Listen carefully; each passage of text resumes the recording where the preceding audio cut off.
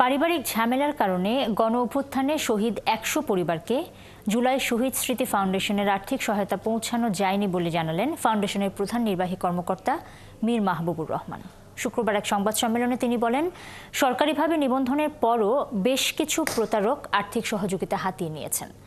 তাদের শনাক্ত করেছে ফাউন্ডেশন। ঈদের পর বেসরকারি প্রতিষ্ঠানের কাছ থেকে অনুদান সংগ্রহের কথাও জানানো হয় সংবাদ সম্মেলনে। আরও জানাচ্ছেন নুরনবী সরকার।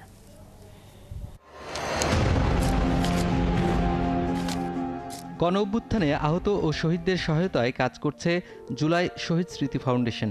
সরকারি ও বেসরকারি পর্যায় থেকে সংগ্রহ করা অনুদান থেকে এখন পর্যন্ত ৭৪৫ জন শহীদ পরিবার ও ৫,৫৯৬ জন আহতকে প্রায় ৯৭ কোটি টাকা সহায়তা দেওয়া হয়েছে। আমরা এখন পর্যন্ত সর্বমোট ৬,৩৪১ জনকে ৯৬.৬৭ কোটি টাকা আমাদের ফাউন্ডেশনের পক্ষ থেকে আর্থিক সহযোগিতা করতে পেরেছি।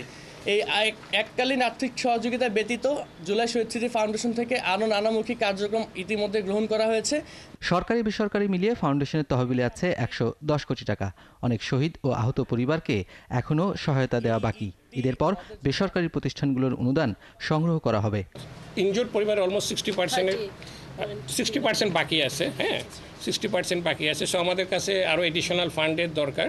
সো আমাদের একটা প্ল্যান ইন ফিউচার এপ্রিলের পরে, এপ্রিল থেকে আমরা শুরু করব ইনশাআল্লাহ, যে বিভিন্ন বেসরকারি প্রতিষ্ঠানের কাছে আমরা অ্যাপ্রোচ করব ফান্ড রেইজিংয়ের জন্য। শহীদ ও আহতদের তালিকা তৈরিতে সরকারকে সহায়তা করছে এই ফাউন্ডেশন। তবে এই তালিকায় অনেকেই প্রতারণা করে নাম নিবন্ধন করেছে। তাদের শনাক্ত করা হয়েছে, আর এটি করতে গিয়ে প্রকৃত হতাহতদের সহায়তায় বিলম্ব হচ্ছে। প্রতিদিন আমাদের পুরো এই রুমে এসে আমাদের ফ্রডদের সাথে বসে কথা বলে দেখে শেষ পর্যন্ত ফ্রড। তো এটা একটা অন্যতম কারণ কেন আমাদের দেরিটা হয়, কারণ এমআইএস ভেরিফিকেশন করার পরেও আমাদের পার্সোনালি আমাদের অফিস থেকে একটা লং টার্ম ভেরিফিকেশন করা লাগে। তো জুলাই শহীদ স্মৃতি ফাউন্ডেশন এখন পর্যন্ত সহযোগিতা করে যাচ্ছে এবং সরকারের থেকে এটি সিদ্ধান্ত আসবে যে কবে নাগাদ এই তালিকাটি চূড়ান্ত করা হবে। এখন পর্যন্ত ৪ প্রতারককে মামলা দিয়ে জেলে পাঠানো হয়েছে। তবে উত্তরাধিকার ও পারিবারিক জটিলতার কারণে ১০০ শহীদ পরিবারকে সহায়তা দেয়া নিয়ে জটিলতা তৈরি হয়েছে।